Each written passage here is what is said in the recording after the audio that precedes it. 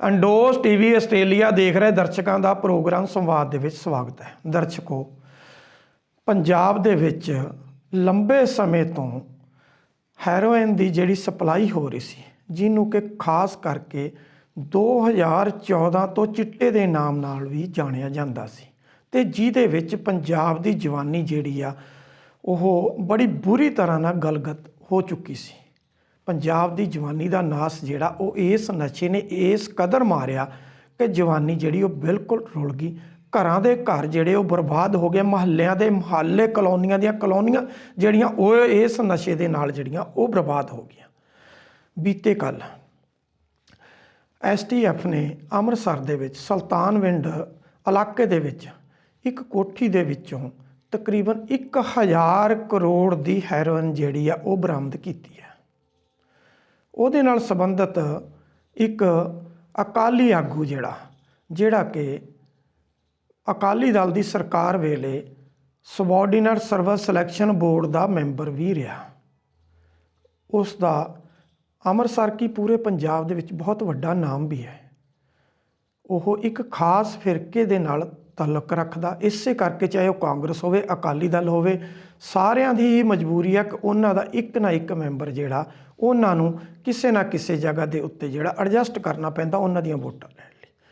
ਉਹਦੀ ਕੋਠੀ ਸੀ, ਉਹਦੀ ਕੋਠੀ 'ਚੋਂ ਲੰਬੇ ਸਮੇਂ ਤੋਂ ਜਿਹੜਾ ਇਹ ਧੰਦਾ ਚੱਲ ਰਿਹਾ ਸੀ। STF ਨੇ ਉਹ ਪਕੜ ਲਈ। ਜਦੋਂ ਇਹ ਹੈਰੋਇਨ ਪਕੜੀ ਗਈ ਆ, 1 ਕੁਇੰਟਲ 94 ਕਿਲੋ ਦੇ ਲਗਭਗ ਇਹ ਵੱਡੀ ਖੇਪ ਆ। ਸਾਰੇ ਪੰਜਾਬ ਦੇ ਵਿੱਚ ਅੱਜ ਤੱਕ ਪਕੜੀਆਂ ਗਈਆਂ ਸਾਰੀਆਂ ਖੇਪਾਂ ਦੇ ਵਿੱਚੋਂ ਸਭ ਤੋਂ ਵੱਡੀ ਖੇਪ ਆ। ਲੇਟ ਰਾਤ ਅਨਵਰ ਮਸੀਹ ਨੂੰ ਵੀ ਹਿਰਾਸਤ ਦੇ ਵਿੱਚ ਜਿਹੜਾ ਉਹ ਲੈ ਲਿਆ ਗਿਆ, ਜਦੋਂ ਕਿ STF ਨੇ ਅਜੇ ਤੱਕ ਇਹਦੀ ਪੁਸ਼ਟੀ ਨਹੀਂ ਕੀਤੀ। ਪਰ ਕੈਪਟਨ ਅਮਰਿੰਦਰ ਸਿੰਘ ਨੇ ਆਪਦੇ ਫੇਸਬੁੱਕ ਪੇਜ ਦੇ ਉੱਤੇ ਇਹਦੀ ਪੁਸ਼ਟੀ ਕਰ ਦਿੱਤੀ ਆ ਕਿ ਅਨਵਰ ਮਸੀਹ ਜਿਹੜਾ ਉਸ ਨੂੰ ਹਿਰਾਸਤ ਦੇ ਵਿੱਚ ਲਿਆ ਗਿਆ। ਹੁਣ ਇਹਦੇ ਵਿੱਚ ਕਿੱਥੋਂ ਤਾਰ ਜੁੜੇ? ਇੱਕ ਤਾਂ ਆਸਟ੍ਰੇਲੀਅਨ ਨਾਗਰਿਕ ਹੈ ਜਿਹਦੇ ਕੋਲ ਆਸਟ੍ਰੇਲੀਆ ਦਾ ਪਾਸਪੋਰਟ ਹੈ। ਇਟਲੀ ਦੇ ਵਿੱਚ ਉਹਨੂੰ ਗ੍ਰਿਫਤਾਰ ਕੀਤਾ ਗਿਆ। ਗੁਜਰਾਤ ਦੇ ਵਿੱਚ ਪਿਛਲੇ ਮਹੀਨੇ ਇੱਕ ਬਹੁਤ ਵੱਡੀ ਖੇਪ ਪਕੜੀ ਗਈ ਸੀ, ਜਿਹਦੇ ਵਿੱਚ ਉਹਦਾ ਨਾਮ ਜੁੜਿਆ ਸੀ, ਤੇ ਇੰਟਰਪੋਲ ਨੇ ਉਹਨੂੰ ਜਿਹੜਾ ਉਹ ਇਟਲੀ 'ਚ ਗ੍ਰਿਫਤਾਰ ਕੀਤਾ। ਉਹਦੇ ਨਾਲ ਇਹਦੇ ਤਾਰ ਕਿਤੇ ਨਾ ਕਿਤੇ ਜਿਹੜੇ ਉਹ ਜੁੜਦੇ ਦਿਖਾਈ ਦੇ ਰਹੇ ਆ। ਦੂਸਰੇ ਬੰਨੇ STF ਜਿਹੜੀ ਆ ਉਹ ਇਸ ਪੂਰੇ ਦੇ ਪੂਰੇ ਕੇਸ ਦੀਆਂ ਜੜ੍ਹਾਂ ਤੱਕ ਕਿਵੇਂ ਪਹੁੰਚੀ, ਉਹ ਵੱਖਰੀ ਗੱਲ ਆ। ਸਿਮਰਨਜੀਤ ਸਿੰਘ ਸੰਧੂ ਨੂੰ ਜਿਸ ਵੇਲੇ ਉਹਦੀ ਇਟਲੀ ਦੇ ਵਿੱਚ ਗ੍ਰਿਫਤਾਰੀ ਹੁੰਦੀ ਆ, ਤਾਂ ਪੰਜਾਬ ਸਰਕਾਰ ਜਿਹੜੀ ਸੀਗੀ ਤੇ ਪੰਜਾਬ ਦੀ STF ਪੰਜਾਬ ਪੁਲਿਸ ਕਿਤੇ ਨਾ ਕਿਤੇ ਉਸ ਦੀ ਪੁੱਛਗਿੱਛ ਦੇ ਲਈ ਤਿਆਰੀ ਕਰ ਰਹੀ ਸੀ ਕਿ ਉਸ ਤੋਂ ਪਹਿਲਾਂ ਹੀ ਅਜਨਾਲਾ ਰੋਡ ਦੇ ਉੱਪਰ ਇੱਕ ਸੁਖਵਿੰਦਰ ਨਾਂ ਦੇ ਵਿਅਕਤੀ ਦੀ ਜਿਹੜੀ ਆ ਉਹ ਗ੍ਰਿਫਤਾਰੀ ਹੁੰਦੀ ਆ। 6 ਕਿਲੋ ਹੈਰੋਇਨ ਜਿਹੜੀ ਆ ਉਹਦੇ ਤੋਂ ਪਕੜੀ ਜਾਂਦੀ ਆ। ਉਹਦੇ ਨਾਲ ਹੀ ਇੱਕ ਕੱਪੜਾ ਵਪਾਰੀ ਜਿਹੜਾ ਉਹਨੂੰ ਵੀ ਗ੍ਰਿਫਤਾਰ ਕਰ ਲਿਆ ਜਾਂਦਾ। ਉਹਨਾਂ ਦੀ ਪੁੱਛਗਿੱਛ ਹੁੰਦੀ ਆ। ਹੁਣ ਦੇਖੋ, ਗੱਲ ਇਹ ਆ ਕਿ ਕੱਪੜਾ ਵਪਾਰੀ ਜਿਹੜਾ ਹੈ ਵਪਾਰ ਕੱਪੜੇ ਦਾ ਕਰਦਾ, ਲੇਕਿਨ ਇਨਵੋਲਵ ਇਹਦੇ ਵਿੱਚ ਜਦੋਂ ਦੋਨਾਂ ਦੀ ਗ੍ਰਿਫਤਾਰੀ ਹੁੰਦੀ ਆ ਤਾਂ ਉਹ ਸੁਲਤਾਨਵਿੰਡ ਇਲਾਕੇ ਦੇ ਵਿੱਚ ਉਸ ਕੋਠੀ ਦਾ ਐਡਰੈਸ ਦਿੰਦੇ ਨੇ, ਜਿੱਥੇ ਕਿ ਪਹਿਲਾਂ ਇੱਕ ਫੈਕਟਰੀ ਚੱਲਦੀ ਸੀ। ਉਹ ਫੈਕਟਰੀ ਉੱਥੋਂ ਤਬਦੀਲ ਹੋ ਗਈ, ਲੇਕਿਨ ਉੱਥੇ ਕੰਮ ਕਰਨ ਵਾਲੇ ਵਿਅਕਤੀ ਵਾਰ-ਵਾਰ ਉੱਥੇ ਹੀ ਰਹਿੰਦੇ ਰਹੇ। ਹੁਣ ਉਹਦੇ ਵਿੱਚ ਇੱਕ ਅਫਗਾਨਿਸਤਾਨ ਦਾ ਨਾਗਰਿਕ ਹੈ, ਉਹ ਵੀ ਪਕੜਿਆ ਗਿਆ, ਜਿਹੜਾ ਕਿ ਆਪਦੇ ਪਾਸਪੋਰਟ ਦੇ ਰਾਹੀਂ ਦਿੱਲੀ ਆਇਆ ਸੀ ਤੇ ਦਿੱਲੀ ਤੋਂ ਉਹ ਅੰਮ੍ਰਿਤਸਰ ਪਹੁੰਚਿਆ ਸੀ। ਉਸ ਦੀ ਵੀ ਜਿਹੜੀ ਆ ਉਹ ਗ੍ਰਿਫਤਾਰੀ ਹੋ ਗਈ ਆ। ਇਹਦੇ ਨਾਲ ਹੀ ਨੌਸ਼ਹਿਰਾ ਖੁਰਦ ਪਿੰਡ ਹੈ ਮਜੀਠਾ ਰੋਡ ਦੇ ਉੱਤੇ, ਉਸ ਨਾਲ ਸੰਬੰਧਿਤ 2 ਵਿਅਕਤੀ ਜਿਹੜੇ ਆ ਉਹ ਗ੍ਰਿਫਤਾਰ ਕਰ ਲਏ ਗਏ। ਇੱਕ ਉਹਨਾਂ ਦੀ ਮਹਿਲਾ ਦੋਸਤ ਆ, ਜਿਹੜੀ ਲੜਕੀ ਆ, ਉਹ ਵੀ ਗ੍ਰਿਫਤਾਰ ਹੋਈ ਹੈ। ਲੇਕਿਨ STF ਦਾ ਕਹਿਣਾ ਕਿ ਉਸ ਲੜਕੀ ਦਾ ਬਹੁਤਾ ਦੋਸ਼ ਨਹੀਂ ਹੈ। ਉਹਦਾ ਸਿਰਫ ਦੋਸ਼ ਇਹੀ ਹੈ ਕਿ ਉਹ ਆਪਣੇ ਦੋਸਤ ਨੂੰ ਮਿਲਣ ਉਸ ਕੋਠੀ 'ਚ ਆਈ ਸੀ, ਤੇ ਜਦੋਂ STF ਨੇ ਉੱਥੇ ਰੇਡ ਕੀਤੀ ਤਾਂ ਉਹ ਲੜਕੀ ਵੀ ਜਿਹੜੀ ਆ ਉਹ ਗ੍ਰਿਫਤਾਰ ਕਰ ਲਈ ਗਈ। ਕੁੱਲ 6 ਵਿਅਕਤੀ ਇੱਕ ਅਫਗਾਨਿਸਤਾਨੀ ਨਾਗਰਿਕ ਸਮੇਤ ਜਿਹੜੇ ਆ ਉਹ ਇਹਦੇ 'ਚ ਗ੍ਰਿਫਤਾਰ ਕੀਤੇ ਗਏ ਆ। ਅਜੇ ਸ਼ੁਰੂਆਤ ਹੈ। ਇਹਦੇ ਤਾਰ ਕਿੱਥੇ ਕਿੱਥੇ ਜੁੜਦੇ ਆ। ਬਹੁਤ ਲੰਬੇ ਸਮੇਂ ਤੋਂ ਵੱਖ-ਵੱਖ ਵਿਰੋਧੀ ਪਾਰਟੀਆਂ 2014 ਤੋਂ ਤਕਰੀਬਨ, ਜਦੋਂ ਤੋਂ 2014 ਦੀ ਪਾਰਲੀਮੈਂਟ ਇਲੈਕਸ਼ਨ ਆਈ ਸੀ, ਖਾਸ ਕਰ ਉਸ ਵੇਲੇ ਆਮ ਆਦਮੀ ਪਾਰਟੀ ਨੇ ਅਕਾਲੀ ਦਲ ਦੇ ਇੱਕ ਵੱਡੇ ਲੀਡਰ ਦੇ ਉੱਪਰ ਜਿਹੜੇ ਦੋਸ਼ ਲਗਾਏ ਸੀ ਕਿ ਪੰਜਾਬ ਦੇ ਵਿੱਚ ਜਿਹੜਾ ਵੀ ਨਸ਼ਾ ਸਪਲਾਈ ਹੁੰਦਾ ਇਸ ਲੀਡਰ ਦੀ ਹੀ ਬਦੌਲਤ ਹੋ ਰਿਹਾ। ਉਸ ਤੋਂ ਪਹਿਲਾਂ ਇੱਕ ਬਹੁਤ ਵੱਡਾ ਤਸਕਰ ਸੀਗਾ ਜਿਹੜਾ ਕਿ ਪੰਜਾਬ ਪੁਲਿਸ 'ਚ DSP ਸੀਗਾ, ਉਹਨੂੰ ਜਦੋਂ ਗ੍ਰਿਫਤਾਰ ਕੀਤਾ ਗਿਆ ਤਾਂ ਉਹਨੇ ਵੀ ਸਿੱਧੇ ਉਸ ਮੰਤਰੀ ਦੇ ਹੀ ਨਾਮ ਲਿਆ ਸੀ ਕਿ ਉਹਦੀ ਬਦੌਲਤ ਇਹ ਸਾਰਾ ਕੁਝ ਜਿਹੜਾ ਉਹ ਇੱਥੇ ਸਪਲਾਈ ਹੁੰਦਾ ਸੀ। ਲੇਕਿਨ ਬਹੁਮਤ ਸੀ, ਉਹਦੇ ਪਿੱਛੇ ਪੂਰੇ ਦੇ ਪੂਰਾ ਪਾਰਟੀ ਖੜੀ ਸੀ, ਸਰਕਾਰ ਉਸ ਮੰਤਰੀ ਪਿੱਛੇ ਖੜੀ ਸੀ, ਇਸ ਕਰਕੇ ਉਹਦਾ ਵਾਲ ਵਿੰਗਾ ਨਹੀਂ ਹੋਇਆ। ਤੇ ਪਿਛਲੇ 3 ਸਾਲਾਂ ਤੋਂ ਹੁਣ ਵੀ ਵੱਖ-ਵੱਖ ਵਿਰੋਧੀ ਪਾਰਟੀਆਂ, ਈਵਨ ਕਿ ਕਾਂਗਰਸ ਦੇ ਅੰਦਰ ਬੈਠੇ ਜ਼ਿਆਦਾਤਰ ਮੰਤਰੀ ਤੇ ਬਾਕੀ ਦੇ ਜਿਹੜੇ ਲੋਕ ਨੇ, ਉਹ ਵੀ ਇਹੀ ਮੰਗ ਕਰ ਰਹੇ ਕਿ ਉਸ ਮੰਤਰੀ, ਸਾਬਕਾ ਮੰਤਰੀ ਨੂੰ ਵੀ ਜਿਹੜਾ ਇਨਵੋਲਵ ਕੀਤਾ ਜਾਵੇ, ਜਿਹਦੀ ਬਦੌਲਤ ਪੰਜਾਬ ਇਸ ਕੰਗਾਰ ਤੇ ਪਹੁੰਚ ਗਿਆ ਕਿ ਨੌਜਵਾਨੀ ਜਿਹੜੀ ਆ ਉਹ ਇਸ ਨਸ਼ੇ ਦੇ ਵਿੱਚ ਬਰਬਾਦ ਹੋ ਗਈ। ਲੇਕਿਨ ਉੱਥੋਂ ਤੱਕ ਤਾਂ ਸਰਕਾਰ ਨਹੀਂ ਪਹੁੰਚੀ, ਨਾ STF ਪਹੁੰਚੀ। STF ਵੀ ਉਹੀ ਆ ਕਿ ਜਿਸ STF ਨੂੰ ਪਹਿਲਾਂ ਇਸ ਮੁਖੀ ਨੂੰ ਵੀ ਬਦਲ ਦਿੱਤਾ ਗਿਆ ਸੀ ਕਿ ਜਿਹੜਾ ਪੰਜਾਬ ਪੁਲਿਸ ਦੇ ਵਿੱਚ ਖਾਨਾ ਜੰਗੀ ਸੀ, ਉਸ ਖਾਨਾ ਜੰਗੀ ਦੀ ਬਦੌਲਤ STF ਦੇ ਮੁਖੀ ਹਰਪ੍ਰੀਤ ਸਿੰਘ ਸਿੱਧੂ ਨੂੰ ਵੀ ਇਸ ਅਹੁਦੇ ਤੋਂ ਪਹਿਲਾਂ ਫਾਰਗ ਕਰ ਦਿੱਤਾ ਗਿਆ ਸੀ। ਲੇਕਿਨ ਫਿਰ ਦੁਬਾਰਾ ਉਹਦੇ ਤੇ ਲਾਇਆ ਗਿਆ ਤੇ ਇਹ ਵੱਡੀ ਖੇਪ ਜਿਹੜੀ ਆ ਇਹ ਪਕੜੀ ਗਈ ਆ।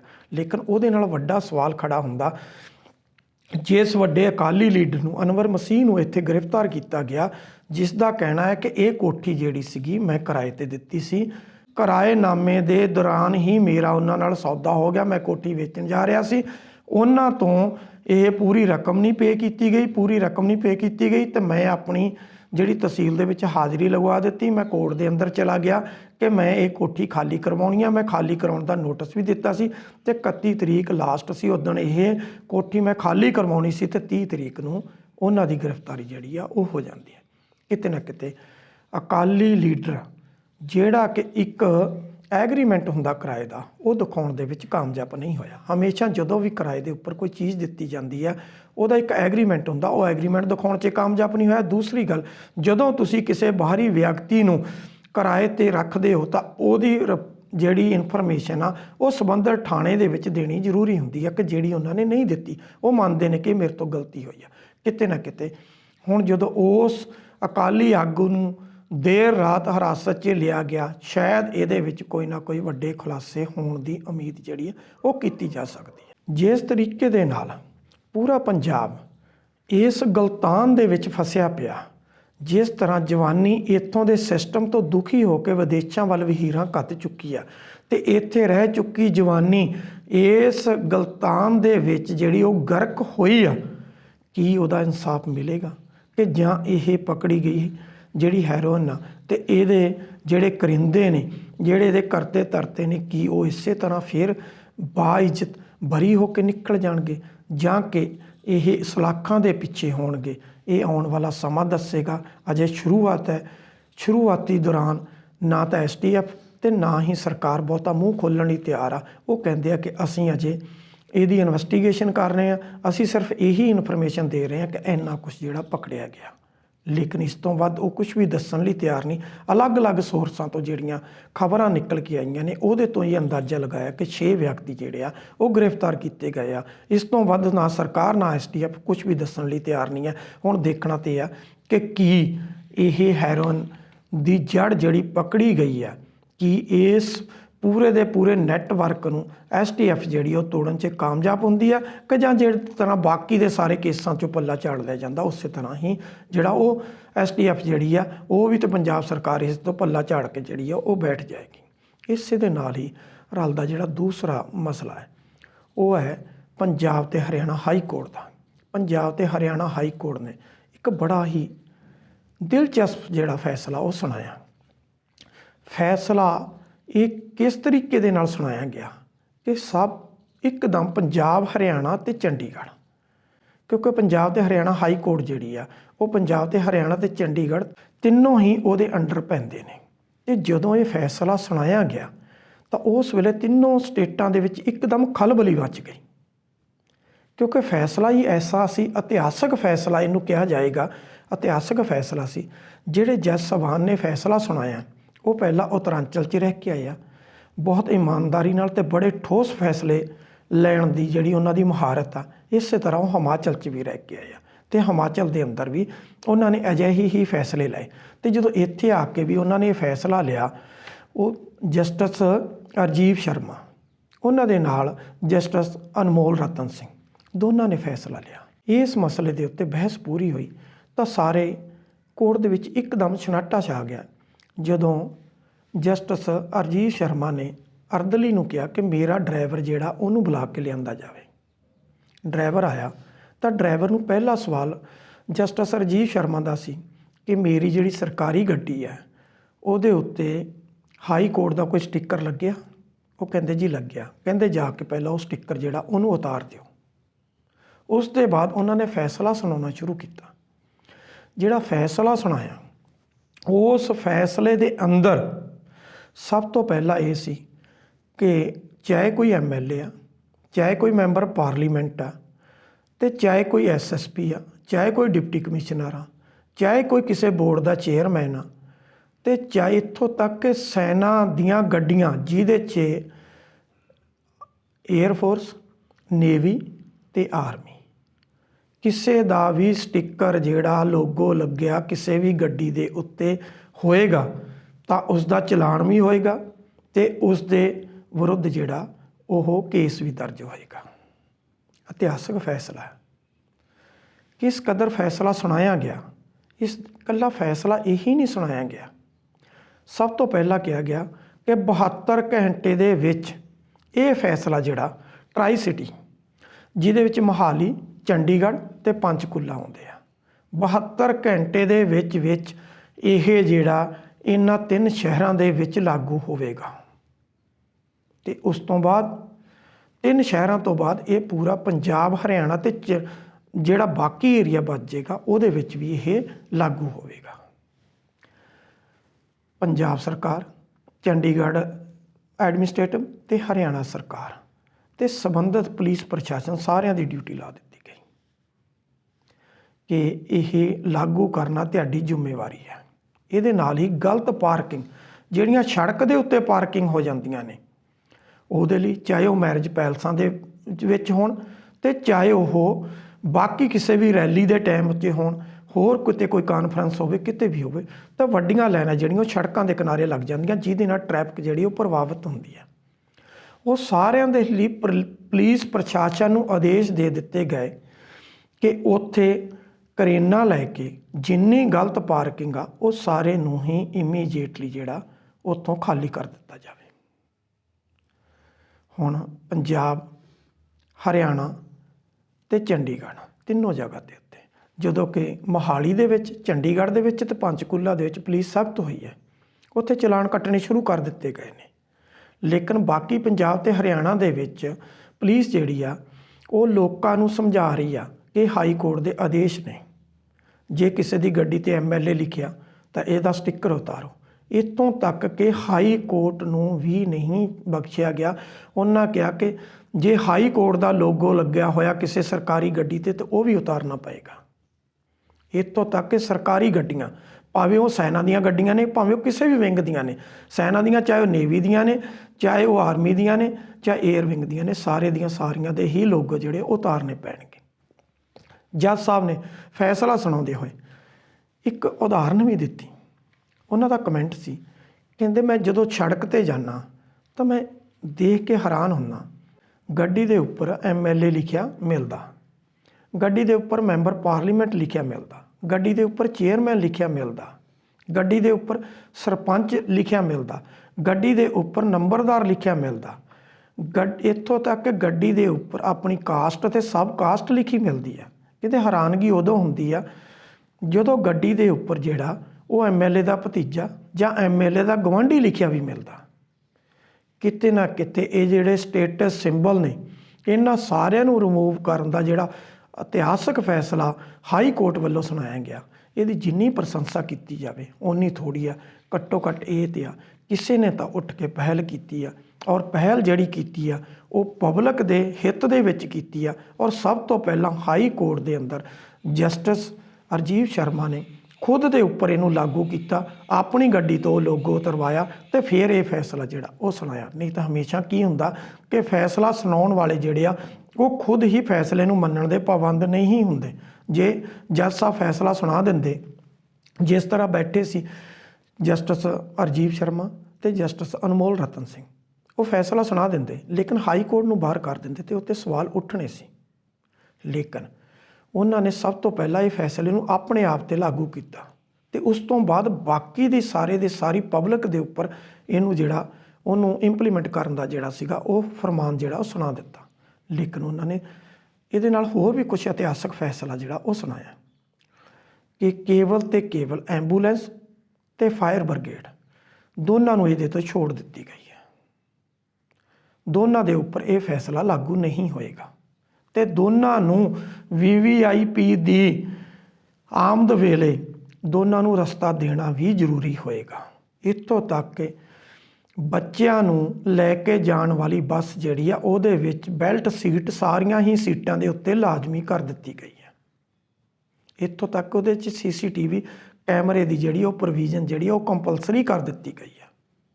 ਇੱਥੋਂ ਤੱਕ ਕਿ ਜਿਹੜੀ ਐਂਬੂਲੈਂਸ ਆ ਜਿਹੜੀਆਂ ਰਜਿਸਟਰਡ ਐਂਬੂਲੈਂਸਾਂ ਨੇ ਉਹਦੇ ਉੱਤੇ ਡੈਸ਼ਬੋਰਡ ਦਾ ਕੈਮਰਾ ਜਿਹੜਾ ਉਹ ਵੀ ਜਿਹੜਾ ਉਹ ਕੰਪਲਸਰੀ ਕਰ ਦਿੱਤਾ ਗਿਆ। ਇੱਥੋਂ ਤੱਕ ਹੀ ਨਹੀਂ ਗੱਲ ਰੁਕੀ।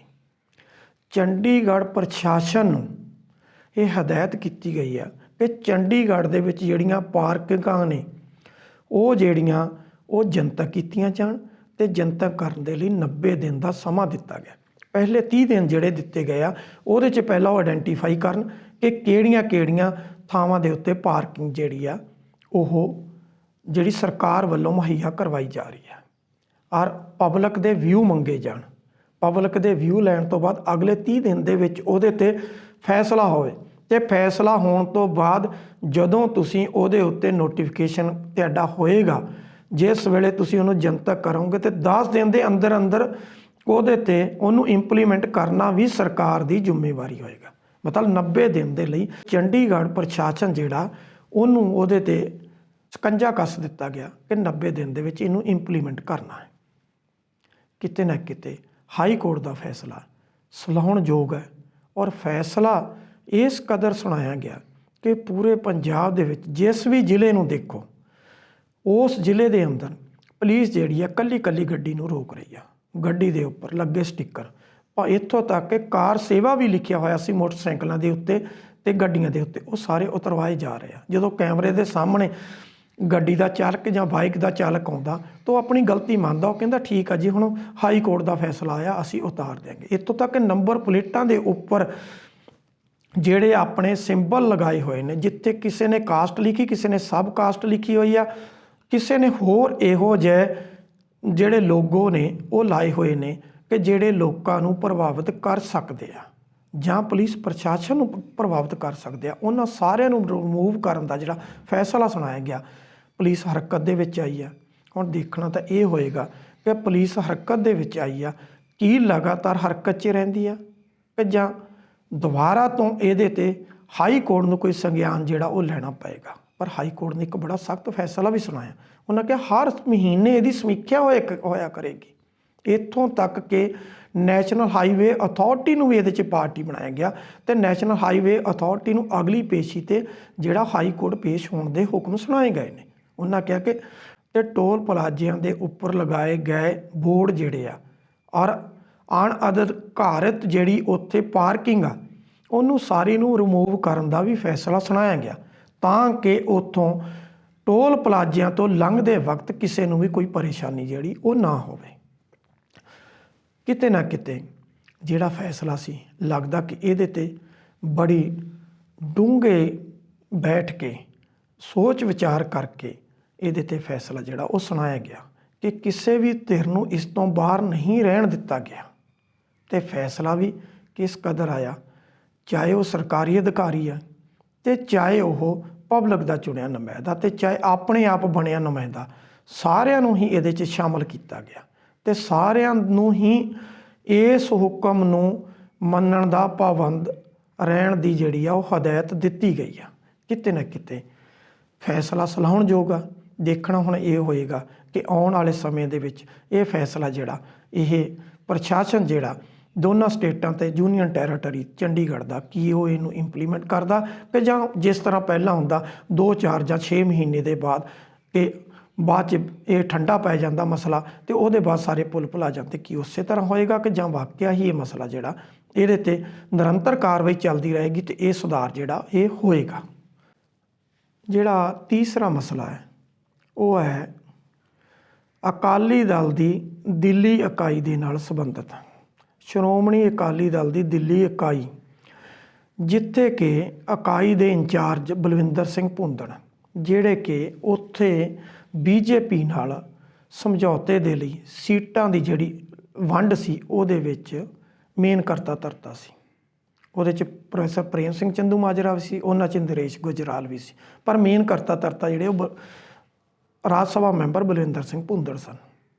ਬਲਵਿੰਦਰ ਸਿੰਘ ਭੁੰਦੜ ਦੀ ਜਦੋਂ ਗੱਲ ਸਿਰੇ ਨਾ ਚੜ੍ਹੀ ਤਾਂ ਬਲਵਿੰਦਰ ਸਿੰਘ ਭੁੰਦੜ ਨੇ ਆ ਕੇ ਪ੍ਰੈਸ ਦੇ ਸਾਹਮਣੇ ਇਹ ਕਹਿ ਦਿੱਤਾ ਕਿ ਦਿੱਲੀ ਦੀ ਬੀਜੇਪੀ ਦੀ ਇਕਾਈ ਸਾਨੂੰ ਕੋਈ ਰਸਤਾ ਨਹੀਂ ਦੇ ਰਹੀ, ਅਸੀਂ 8 ਸੀਟਾਂ 'ਤੇ ਆਪਣੇ ਬਲਬੂਤੇ 'ਤੇ ਚੋਣ ਲੜਾਂਗੇ। ਇਸ ਤੋਂ ਪਹਿਲਾਂ ਅਕਾਲੀ ਦਲ ਦੇ ਪ੍ਰਧਾਨ ਨੇ, ਚਾਹੇ ਉਹ ਬੀਜੇਪੀ ਦੇ ਪ੍ਰਧਾਨ JP ਨੱਡਾ ਸਨ ਜਾਂ ਪ੍ਰਧਾਨ ਮੰਤਰੀ ਨਰਿੰਦਰ ਮੋਦੀ ਜਾਂ ਹੋਮ ਮਿਨਿਸਟਰ ਅਮਿਤ ਸ਼ਾਹ, ਉਹਨਾਂ ਤੋਂ ਵੱਖ-ਵੱਖ ਸਮੇਂ 'ਤੇ ਟਾਈਮ ਲੈਣ ਦੀ ਜਿਹੜੀ ਉਹ ਕੋਸ਼ਿਸ਼ ਕੀਤੀ, ਲੇਕਿਨ ਉਹਨਾਂ ਸਮਾਂ ਨਹੀਂ ਦਿੱਤਾ। ਇਸ ਕਰਕੇ ਇਹ ਗੱਲ ਖਟਾਰੇ 'ਚ ਪੈ ਗਈ।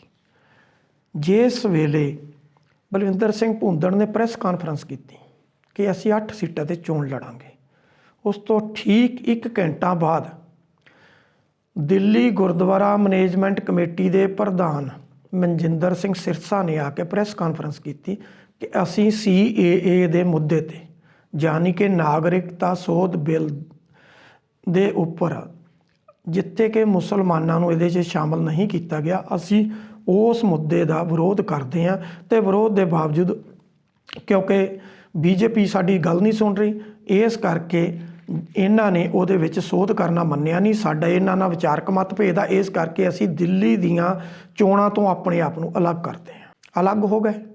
ਉਹਦੇ ਬਾਅਦ ਅਕਾਲੀ ਦਲ ਦੀ ਕੋਰ ਕਮੇਟੀ ਦੀ ਚੰਡੀਗੜ੍ਹ 'ਚ ਮੀਟਿੰਗ ਹੁੰਦੀ ਆ, ਤਾਂ ਅਕਾਲੀ ਦਲ ਕਹਿੰਦਾ ਕਿ ਦਿੱਲੀ ਇਕਾਈ ਦਿੱਲੀ ਦਾ ਫੈਸਲਾ ਖੁਦ ਕਰੇਗੀ ਕਿ ਉਹਨਾਂ ਨੇ ਕਿਹਦੀ ਸਪੋਰਟ ਕਰਨੀ ਜਾਂ ਕਿਹਦੀ ਨਹੀਂ ਕਰਨੀ। ਦਿੱਲੀ ਇਕਾਈ ਦੀ ਮੀਟਿੰਗ ਹੋਈ।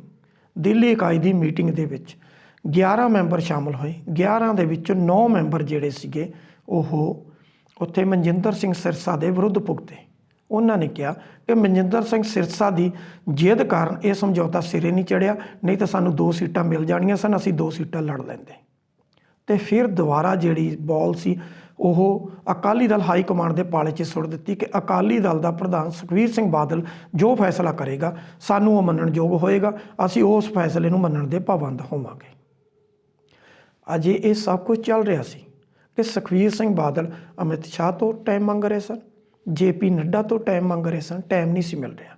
ਤਾਂ ਸੁਖਦੇਵ ਸਿੰਘ ਢੀਂਡਸਾ ਸਾਹਮਣੇ ਆਏ, ਉਹਨਾਂ ਕਿਹਾ ਕਿ ਅਸੀਂ ਦਿੱਲੀ 'ਚ BJP ਦੀ ਸਪੋਰਟ ਕਰਾਂਗੇ।